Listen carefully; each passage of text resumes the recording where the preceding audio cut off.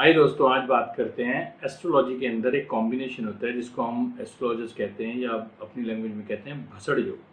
कि जिसमें मतलब कोई ना कोई आदमी की लाइफ के अंदर भसड़ मची रहेगी, कोई ना कोई प्रॉब्लम मची रहेगी। प्रॉब्लम्स आने के तरीके अलग अलग होते हैं मगर रहेगी। कैसी रहेगी? मतलब जैसे ये अब ये भसड़ योग है, किसी की लाइफ के अंदर 2 साल के लिए आता है, किसी के लिए 4 साल के लिए आता है, किसी के लिए 8 साल के लिए आता है और ज़्यादातर किसी के एक एक महीने के लिए आता है साल के अंदर, मगर आता ज़रूर है।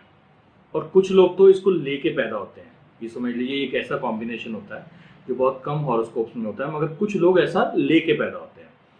इसके साथ होगा क्या आदमी, मैं पहले उसकी बात करता हूँ कि जिनके साथ ये पैदाइशी नहीं होता, ये जिनके साथ अचानक आता है। 1 महीने के लिए आता है, 2 महीने के लिए आता है, इसमें इतना फर्क नहीं पड़ता। मगर जिसके लिए 1 साल या 2 साल के लिए आता है, होता क्या है, उसका अच्छा वाला काम चल रहा होगा, अच्छा वाला उसका काम होगा या जो भी वो कर रहा होगा, पार्टीज भी बड़ी अच्छी होंगी। अचानक वो उसको छेड़ना शुरू कर देंगे, उसको इरिटेट करना शुरू कर देंगे, उसको ये कहना शुरू कर देंगे जी आप ना एक काम किया करो, आपके माल में ना ये परेशानी है या आपके साथ ये प्रॉब्लम आ रही है।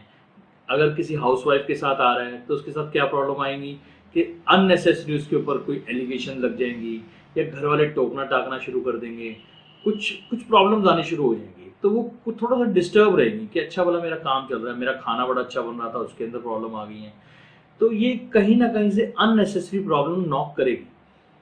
अब ये अगर लंबे टाइम के लिए आ गई है और उसके साथ साथ अगर आपकी जिसे हम कहते हैं कि स्ट्रेंथ पावर या आपका इम्यून सिस्टम कह सकते हो, या उसके साथ साथ आपकी लड़ने की शक्ति अगर कमज़ोर है, तो क्या होगा?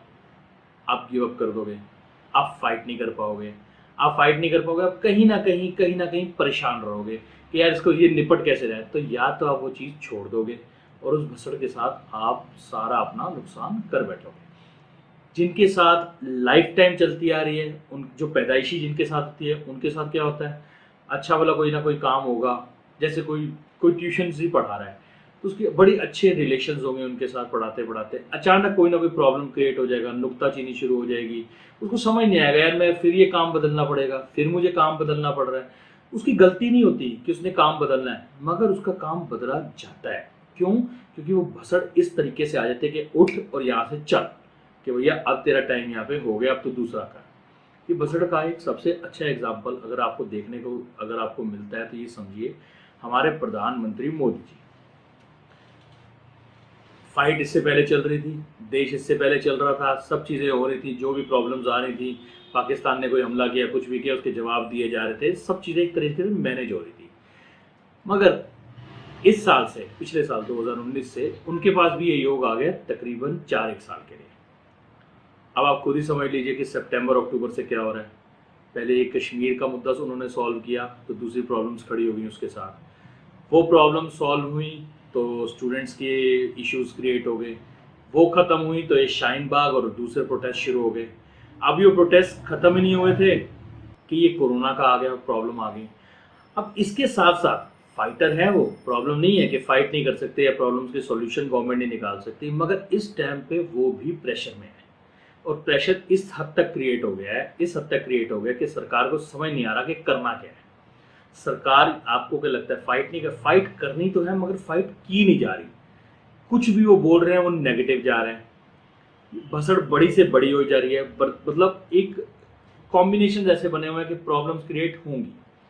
अगर आपने हमारा पिछला वीडियो देखा हो तो जब केजरीवाल नॉमिनेशन फाइल करने जा रहे थे, अरविंद केजरीवाल, तभी उसी टाइम हमने वीडियो में कहा था कि जिस डे पे नॉमिनेशन फाइल कर रहे हैं ना, तो अब सारी प्रॉब्लम्स हॉस्पिटल से रिलेटेड आएंगी। अब ये 4 साल के लिए बसड़ आ गई है, ठीक है। अब हेड ऑफ द फैमिली पे जब भी बसड़ आती है या कोई भी प्रॉब्लम आती है तो पूरी फैमिली को निपटना पड़ता है। इसी तरीके से अगर देश के प्रधानमंत्री मोदी जी पे आ गई है तो इसका मतलब पूरे देश के साथ ये प्रॉब्लम्स रह रही हैं।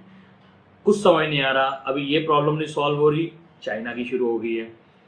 अभी भी अगस्त हमारे लिए थोड़ा सा खतरनाक है कि अगस्त में ये प्रॉब्लम्स बढ़ सकती हैं, मगर जैसे ही सितंबर निकलेगा प्रॉब्लम्स नहीं हटेंगी, मगर आपको एक गवर्नमेंट का अलग रूल देखने को मिलेगा। सितंबर अक्टूबर के बाद से एक अलग रूप और एक अलग तरीके से, जिसे हम कहते हैं कि थोड़ा सा प्रोग्रेस की तरफ जाएगा, थोड़ी सी प्रोग्रेस पॉजिटिव की तरफ जाएगी।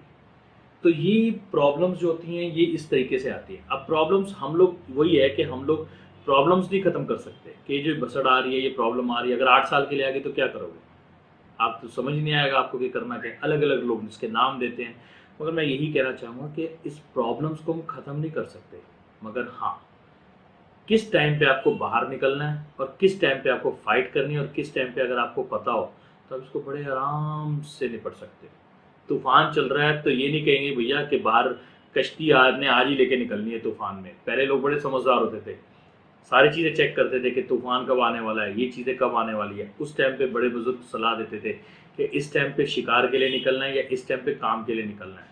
तो यही चीज़ें आपको समझनी है कि प्रॉब्लम्स नहीं ख़त्म हो सकती, मगर उसको डाइवर्ट कैसे करना है, उसको सॉल्यूशन उसका आराम आराम से कैसे निकालना है, वो टाइमिंग्स का बड़ा ध्यान रखना है कि इस टाइम पंगे लेने की ज़रूरत है या नहीं है, इस टाइम पे नए इन्वेस्टमेंट की ज़रूरत है या नहीं है। ये चीज़ों का ख्याल रख के काम कीजिए तो बड़े ही आराम से